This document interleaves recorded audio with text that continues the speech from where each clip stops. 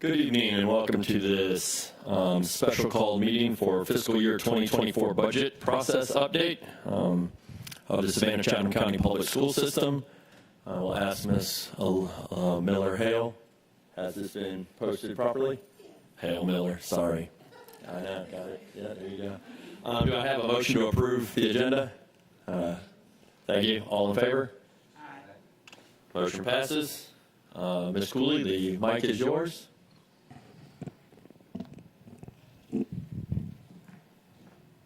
Good evening.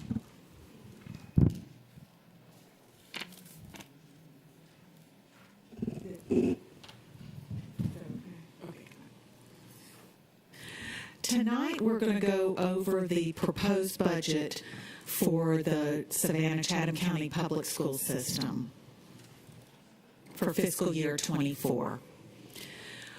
Going through the general fund, our revenues, we've looked at some of these at our committee meeting last week, and we have refined some of the items on here. One thing I want to note is Dr. Hoskins Brown mentioned looking back at the interest income, and we have increased that by $575,000 based on the money that we're making from interest going up so much. So that amount was added in there. Our total local revenue is $373.9 million. For the total local adjustment this year, if we leave our millage rate at 17.631 mils, would be $31.2 million. Our state revenue from QBE funds is $178.9 million, which is an increase of $12.9 million from fiscal year 23. That's based on our student enrollment in school. We did not have any austerity reduction this year. And we went back through and looked at all of our general fund state grants, and they total $4.8 million, and this was an increase of $847,000 from fiscal year 23 to 24. This just shows you a revenue breakout of the state funds with the QBE formula at 12.6. The austerity reduction and transportation didn't have any change. Nurses went up about 29,924. Military counselors about 2,400. Local charter supplement 9,581, and custodial supplement is in there at 256. I have learned since then that was vetoed, so that will not be on the adopted budget. It is in this preliminary, but we are still revising these figures as we speak. The total projected state revenues are $183,812. $183,812,985 for a total state adjustment of $13.8 million. Our total federal revenue is $3.2 million, and we do not project a change from fiscal year 23, so we project the same amount for next year. This just shows our general revenue, general fund revenue by source. The total is $561 million in revenue, and as you can see, our local makes up 67% of that revenue, state 33%. Federal is very small, less than 1%. These are our expenditure adjustments that we have in our budget thus far. Our longevity step for employees of $4 million, a salary increase for a cost of living for all employees of 5%, which is $16.4 million. Our medical rate increase has gone up for certificated employees from $945 a month to $1,580 a month. That began January 1st, 2023. And we are anticipating it increasing by that same amount for the classified employees on January 1st, 2024. There is still debate as to the exact amount on that, and we're waiting to hear the final decision on if they're going to take a little bit longer to increase classified over a slower period or doing it all at once. Our net enrollment staffing adjustments, we went up 5.5 staff based on our projected enrollment, which will cost us $383,000. Our QBE adjustment, we will be increasing 4 gifted teachers to our system and 10 remedial ed teachers based on the QBE. That's at a cost of $1.4 million. Special ed funding for IDEA equitable allocation is on year 2 for $53,000. Our risk management premium has increased $442,000. Our power electricity increase is $204,000 right now, but we will probably have to, and we just found out, as everyone knows, that Georgia Power has gone up 12%, and we did not figure in a rate increase that begins in June of that amount. So before we adopt the budget, I am going to go back and revise the power to go up more, because if not, we will probably not be funded for enough for power because of the rate increase from the Georgia Power. Utilities, $26,000. Our charter school allocation estimated at $300,000. Our K through 12 textbook adoption, which will have $1 million in there for next year, we are increasing it by $62,000. There's like 900 and something thousand in there this year. Debt service increase of $100,000, which, as good as it was to get the money on the side of the general fund, we just saw that $575,000. I have had to increase.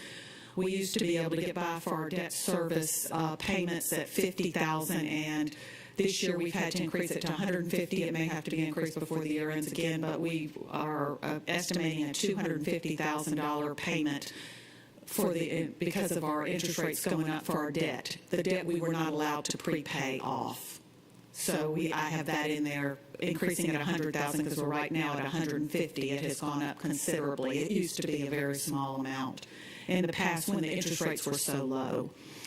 Pre-K interfund transfer increase, we're going to have to add another $300,000 to the existing $700,000 for pre-K in order to offset that it is not fully funded by Bright from the start. So that will increase another $300,000 to $1 million that we put in from the general fund into pre-K. eSplosh, we are moving the personnel from 100% eSplosh, several of them, to 80-20. So 80% will be eSplosh, 20% general fund, and so that's going to cost the general fund about $409,000. These are the ones we're about to speak about are our program improvements that are on there at this point. Raising the bar growth incentive program for the school sites is $2.8 million. Adding a human resource generalist, $108,000. Employee relations, AI, $108,000. Employee services, HR generalist, $108,000. Position control coordinator, budget analyst increase would be $135,000. Capital projects, which is the deferred building maintenance, increase of $6.7 million. Fire alarm monitoring system increase of $120,000 for next year. HVAC water treatment services contract, an increase of $145,000. 2 lead HVAC technicians, $198,000. Athletic turf maintenance, sanitation and grooming, that's going to cost us an extra $140,000 next year. A cyber defense engineer, $133,000. Physical security technology engineer and technician, $366,000, and the director of IT customer service and training, $163,000. The literacy task force recommendations to add 47 EIP teachers to the school sites is a cost of $4.8 million. Curriculum and instruction compensatory program, an ESLL person to be hired for one is $129,000, one FTE. A literacy specialist, we need 6 of those at a cost of $719,000. Literacy training classes for the teachers professional development, $321,000. Special ed compliance professional learning coordinator, $124,000. Learning support services REP programmatic change REP teachers. We'd like to add 8 REP teachers for a cost of $822,000. Athletics facilities program assistant, $133,000, and the total state grants are going to increase by $847,000 for next year. Some of the expenditures that are decreasing is our Jenkins startup budget, $300,000. Our legal settlements are going down $2.2 million, and our decrease in vehicle purchases, $1.4 million decrease. Our total expenditure adjustments to the general fund are an increase in our general fund of $57 million. This is just a summary where you can see how much the revenue increases were and how much the expenditure increases are. $45 million for revenues. We increased expenditures $57 based on this budget. And then you can also look at the total general fund revenue and the total general fund expenditures. And if going forward with this exact budget, we would have to go into fund balance by $16.5 million. Since the expenditures exceed the revenues. This is just a breakout. This is the one I was talking about, the debt service fund, that we had actually $50,000 in the past on it, and it was enough to cover it. We will be receiving more revenue on one side, but we also have to pay more for the items that we could not prepay off.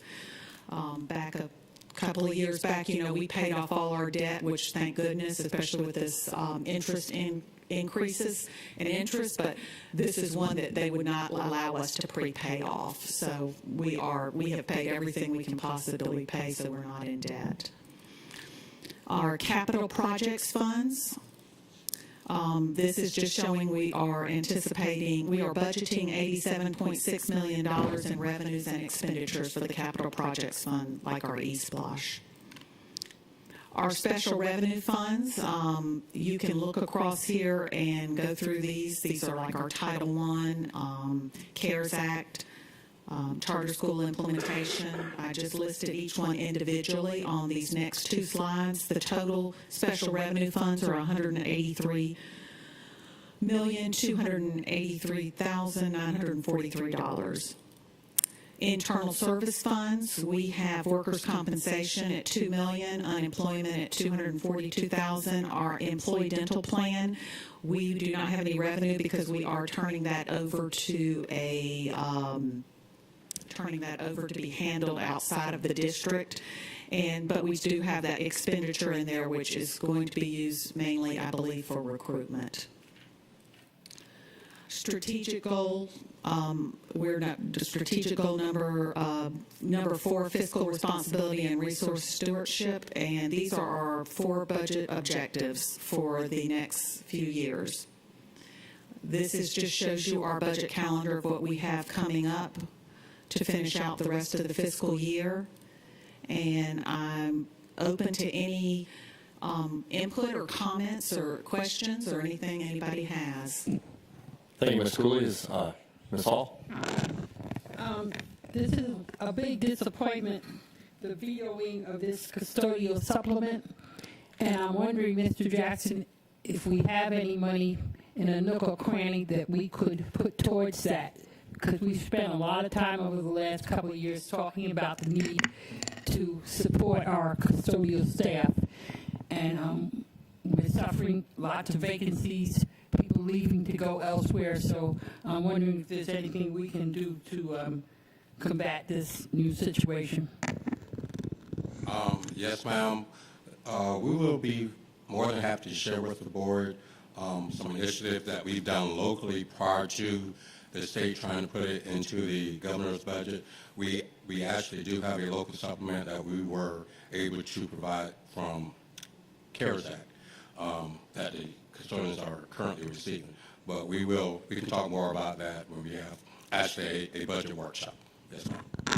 I'd like us to work very closely with our communications department so that the public knows of any efforts that we're doing. Also with the pre-K, that is a big step that we're doing to put those funds into that pre-K program. And I'd like the public to know more about what we're trying to do, what our efforts are, because lots of people don't know that we are making those efforts, and I think they need to be front and center. Thank you. Mr. Kachmar? On slide 7, there's a 16.4 million item for salary increases for employees. Would that include janitors? So that's for everybody in the district? That is a 5% increase for every permanent employee that we have that is on staff. Okay, so I'm not discounting Ms. Hall's question, but everyone is getting a raise. Some people in this year's Georgia budget, there were some additional supplements. That's one the governor vetoed. I'm a little concerned about what else might be adjusted because recent reports have state revenues being flat, so there might be additional adjustments. I don't know if all of the education bills have been reviewed yet, if he signed off, or if there are others in the pipeline, that's all.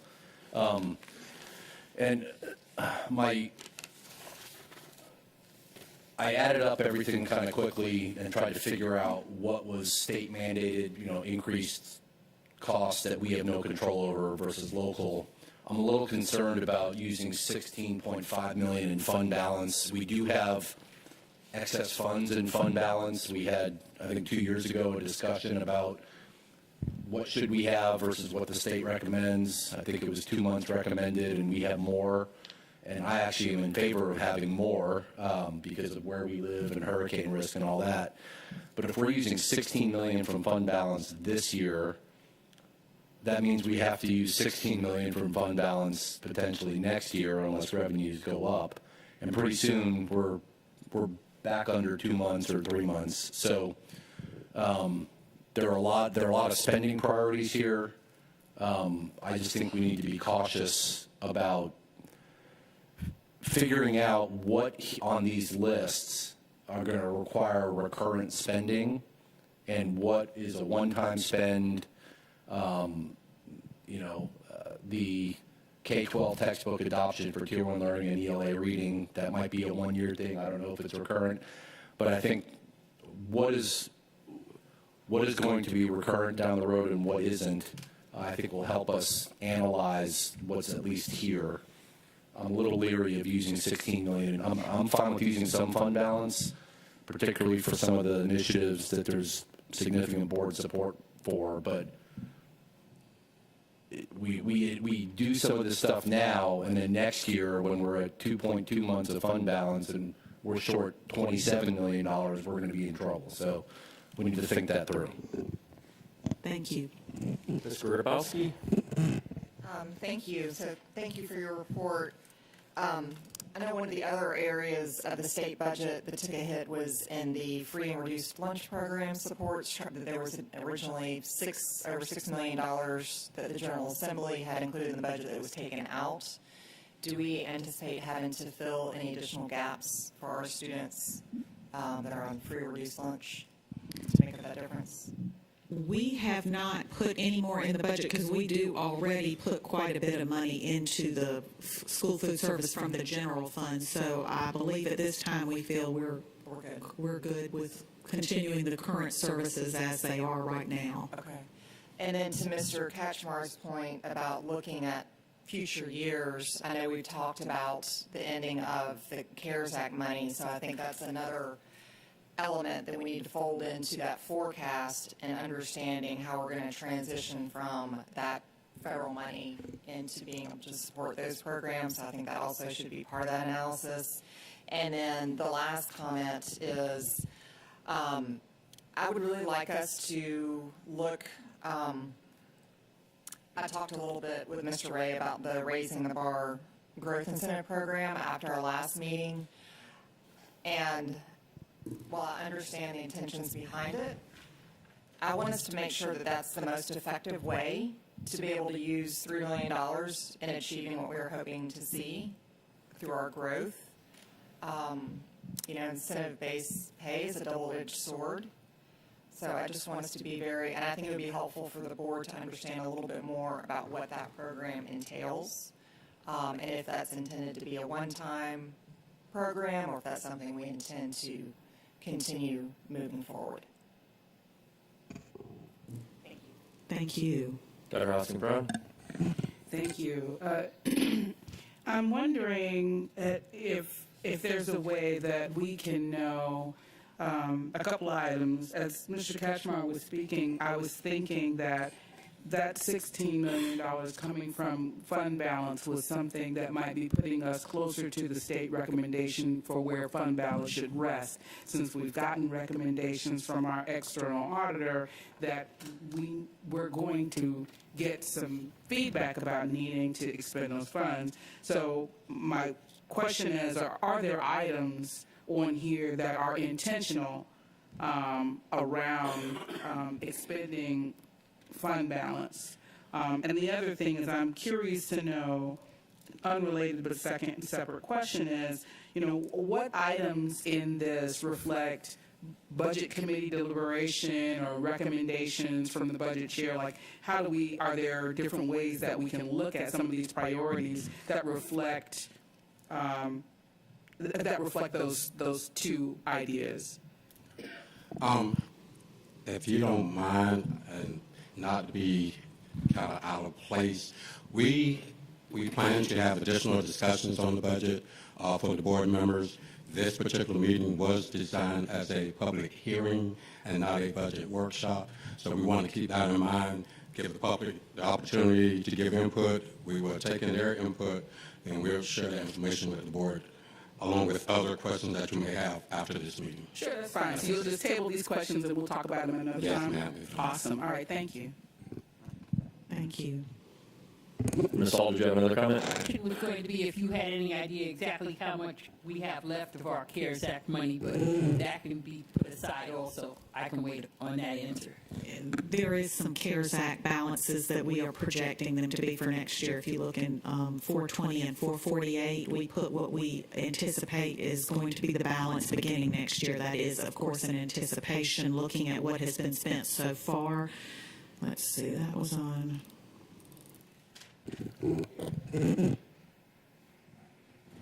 Dr. Howard Hall?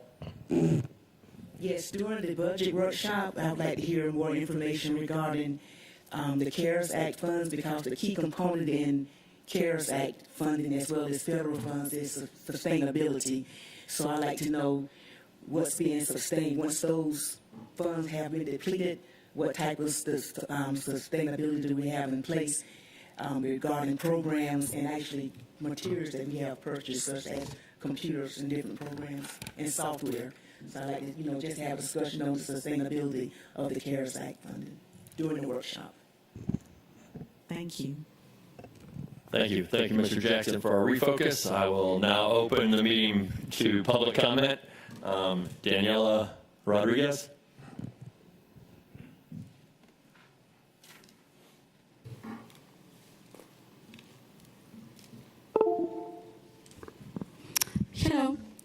Hello, my name is Daniela Rodriguez, and I would like to discuss transparency of funding for ESOL programming and request that the board increase the overall funding for ESOL programming. The 2023 budget did not go into very much detail how the funding was allocated at each school that has an ESOL program. When we ask various decision makers about how each school uses their funding, their ESOL funding, we were often given the answer that the decisions was at the discretion of the school principal.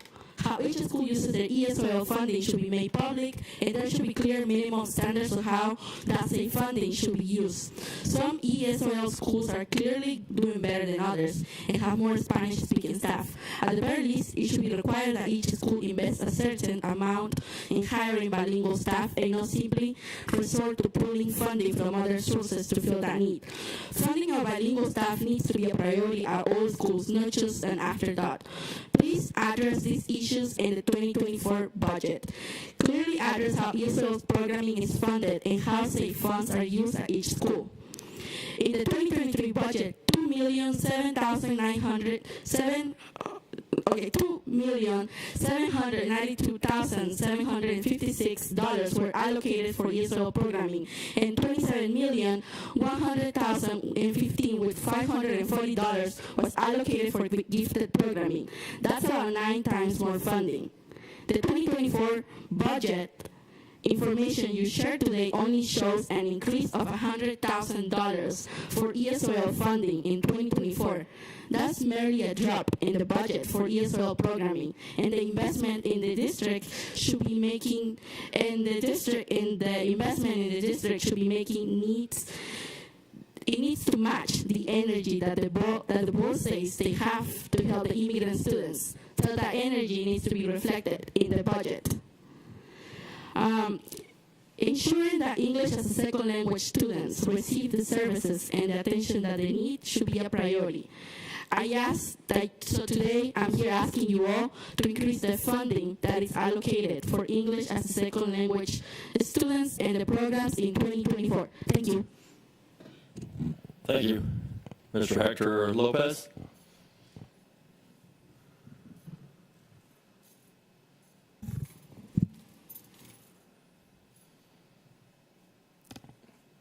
I think the officer wants you to sit in the middle. Thank you, Mr. Lopez. Hello, nice to see you all again. My name is Hector Lopez.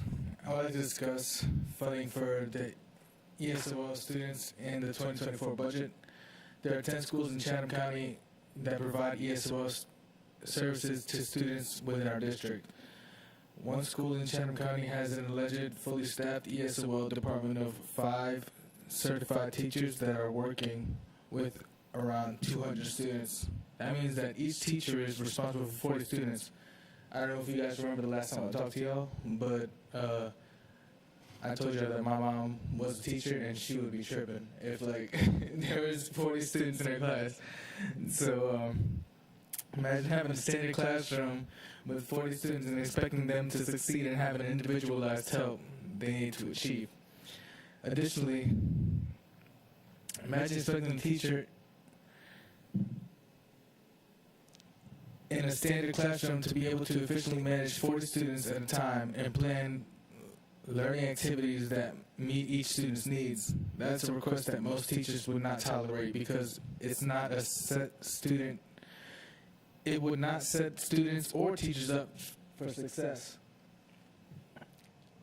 The number of ESOL students is only going to increase over time. That is true.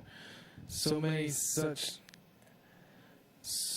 sure that many of the proper resources, including number of students that provide these resources, schools that provide these resources, and including staffing and others to accommodate the needs of the students should be a priority within the budget of 2024. No student left behind is for all students, including ELLs. Waiting until you have a real problem is the result of a lack of action not acceptable. We would like more clarity and transparency on how this will be addressed in the 2024 budget so that students can get the help they need. And thank you guys. I appreciate y'all for your time. Thank you. Mr. Alejandro Del Razo?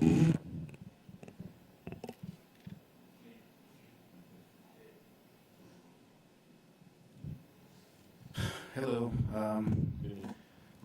Thank you for giving this opportunity to talk in front of you guys. I have a daughter. She is in the school district.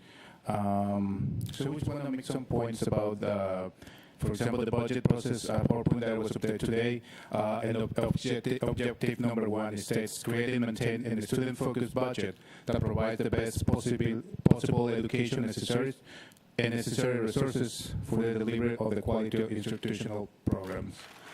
There was a survey that it was sent to the community, members of the community, to express their opinions on how the budget should be executed, changed, or prioritized for the next 2024. A vast majority of the responses addresses the salaries of those working on the board education versus the lack of funding for teachers, training, and proper resources for students. I would like to back up these responses and directly request a reflection from the board members and the decision makers of the school district that are able to make more than a livable wage. Decisions continue to be made within the budget that cause teachers to seek jobs outside of the teaching in order to make enough money to survive. It is hard for teachers to come into the classroom every day and maintain an encouraging, supportive, and successful learning environment for all of the students that are having to work with multiple jobs on top of this. I mean, at the end of the day, the successful is each student relies on the teachers in every department, so let's prioritize the salaries of teachers because it directly affects the quality of education that the students with the school district are receiving. I still have like a minute.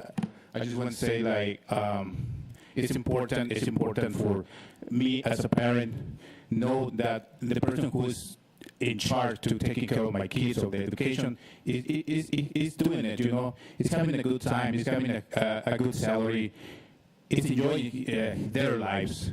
So they can provide this and they can transmit this to our kids because, I mean, we can go and we can see people who are miserable with minimum wages in other parts, and they're trying to make miserable the life of the people they are in contact with.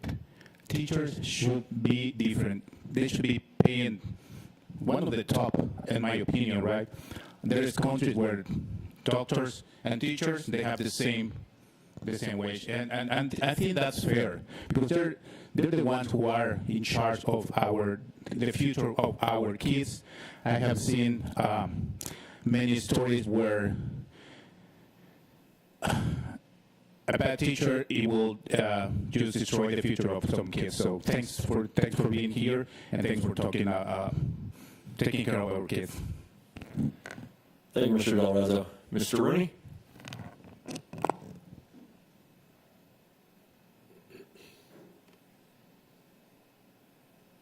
Thank you. I read a very interesting statistic just recently. According to the United States Department of Education, from the year 2000 to the year 2019, just before the pandemic, the number of students in public schools in the United States grew by 7.6%. During that same time period, the number of teachers grew by 8.7%. However, in that time period, the number of administrators grew by 87.6%. So 10 times the growth for administrators versus students and teachers. I don't know how that worked here in Savannah-Chatham County Public School System. That would be an interesting piece of data to know. But nationally, what have we gotten from this massive increase in administration?